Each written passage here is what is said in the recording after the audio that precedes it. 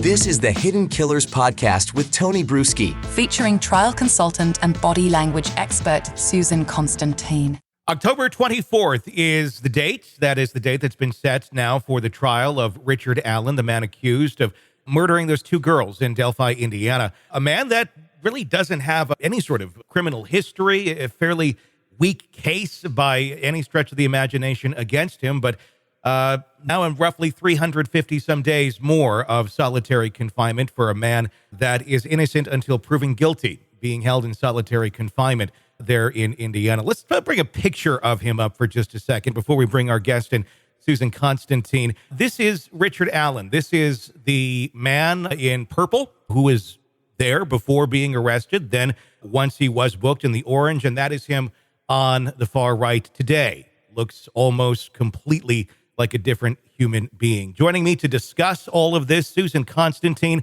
Susan, this it looks like a man who's been extremely broken down in prison over the last however many days that he has been in there, and someone who I think has been brought through the ringer, especially with the issues with the attorneys and such.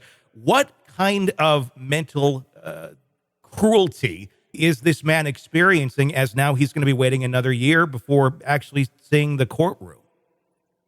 Yeah, you got to think about if he is innocent, what has to be going through his mind about, why he is accused of this most heinous crime. If he's innocent, yes.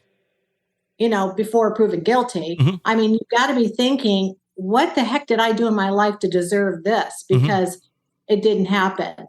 But when you look at his body, his overall appearance, obviously anybody can tell, you don't have to do what I do for a living, but he is completely depleted. You can see he's lost a lot of weight, which has lost a lot of fat in his face. You see that deep furrowing of his eyebrows, deep sadness, those long lines that are on the sides, the corner of his nose, his mouth turned down compared to the first one. The first one looked like someone that had more optimism in life.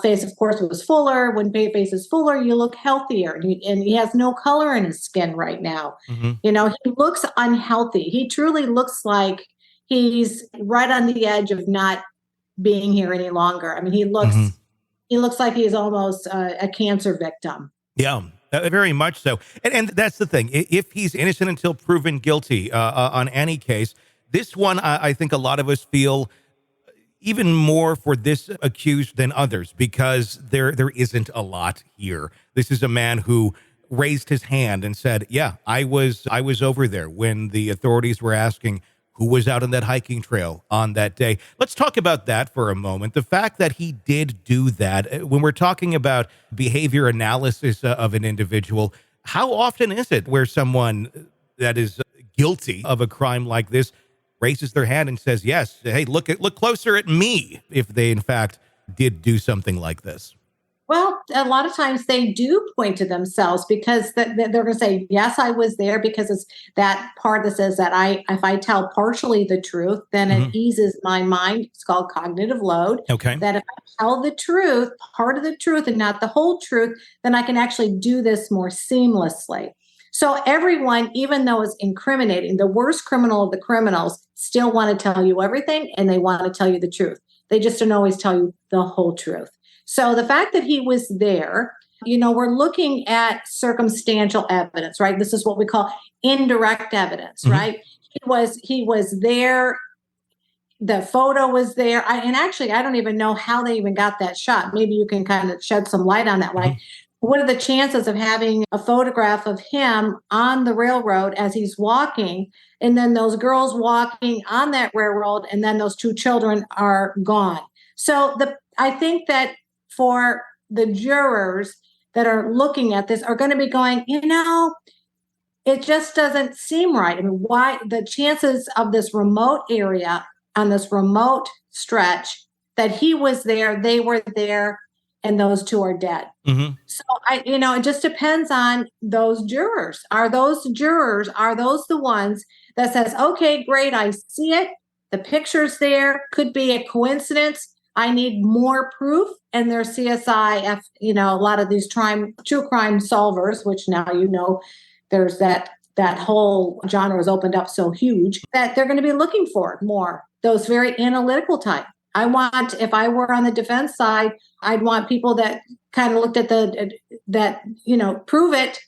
Mhm. And if they can't prove it, then they've got to acquit. It's kind of like the O.J. Simpson thing. Are we talking about the picture of the man that's walking with the jacket? I mean, is that the one you're referring to? Yes. Because that's been up for debate of if that even is Richard Allen or not. You do this for a living. What's your take on that? Do you believe that, in fact, is Richard Allen in that picture? Well, you can't see his face, but what I have done, and I'm so glad you asked that, because just based on a person's walk, their stride, their gait, the way their feet, their movement, people either pigeon-toe to one side, they could be more duck foot. We know what the length is of each movement. All humans have it. Mhm. It's kind of like a body language DNA footprint. Okay.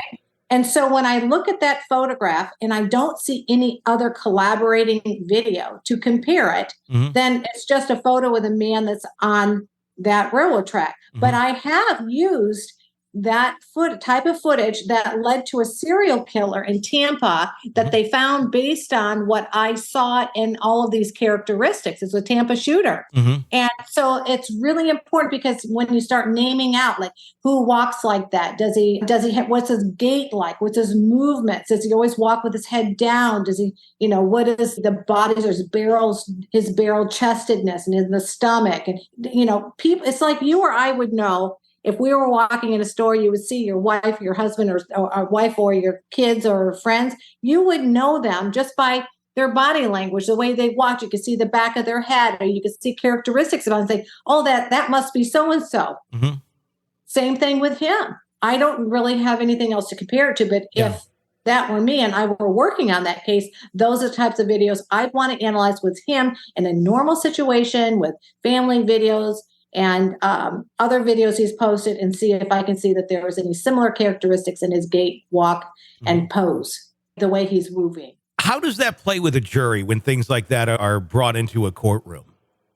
Well, you don't have, it's interesting, unless a police officer or a detective brought it up, then someone like myself could come in and rebuttal. Okay. But generally speaking, there isn't in any sort of case law where a body language expert has been allowed in. And unfortunately, because then you leave it up to people saying, well, their behavior was suspicious, or he didn't seem to be crying when he should be crying, or didn't laugh when he was supposed to laugh. And people will make these overarching comments, but they'll allow it in. So I went through 4 Dolbert hearings. You know what that is, like a Fry hearing. That's what they used to call it. Many times over, and drilled right and left. And the last judge I was with says, hey, listen, this is great. I went to one of your classes. I was in your class. It was in Georgia. It was a really interesting class. He says, I was digging all night last night, he said, to try to find some case law where body language was entered into evidence that I could have used that to cite in order to allow you to come in and testify as an expert. But right now, unless a police officer, and this was in the Dalia DiPolito case, unless the police officer is going to testify that states the strange body language and demeanor of Dalia DiPolito, then if he doesn't testify, then we won't allow her in. But if he testifies, then I'll allow Ms. Constantine to be a rebuttal witness. So that's how you can do it. And that, I would imagine, if explained to a jury, it could be very powerful. Is it enough to, let's say it doesn't match up, or it does match up? How would that play? Is that a nail in the coffin if in fact it does match up, or is it exonerating if it does not? I think that it does matter. I think that those jurors are actually doing that without even talking about it. I think they're going to say, yeah, he looks just like him. Look at the way he walks. Look at the way his face is. Look at the way his shoulders slump over. The thing is now, since he's in prison or in jail waiting during the trial, that he completely looks different. So his whole persona, his whole body language structures, half of what it was before. So it's hard to compare, right? But I think it would be very powerful. I think that the jurors will be looking at that. It's something that they will be assessing, even though that they have to go by the facts of the case. But you never, ever underestimate a juror, because a lot of them are going to look at that and go, he's guilty for this reason, and they don't take into consideration anything else other than what they think and feel. And all you need is one to hang this thing. That being said, with all of the other nuances on this case, we've, of course, been examining Odinism for the last several weeks since that's been brought to the attention of everyone from the defense. But now that defense out, they're still trying to argue that they do want to represent him, but seemingly at this moment still being forced out. Where do you think it goes from here? Is this a case where once it does get in front of a jury, I don't know how quickly or easily they will be able to come to some sort of unanimous decision because there is so much, I guess, scattered noise, if you will, in this. Right. So that is a tough question. I've been on court TV a lot on this one, talking about just that, because of course now, we've got the judge who has kind of forced the other two attorneys out. The one attorney wants to stay on, and there's all that scuttlebutt that's going on. Yeah. Now the attorneys are out. Now there's all kinds of problems that are going with it. I don't think that the jury is going to be privy to all of that information. All they know is that the two attorneys have decided to withdraw from the case. I think, in a sense, I feel that those jurors are going to be thinking, well, there's definitely something very wrong with this case. And some might think good, and some might think bad. Because when you do that, it already sends a message. There's something wrong with this case, or maybe the defense are doing something unscrupulous to where they are off the case or they were dismissed. So I think that prejudice the defense. I think that's my own personal feeling.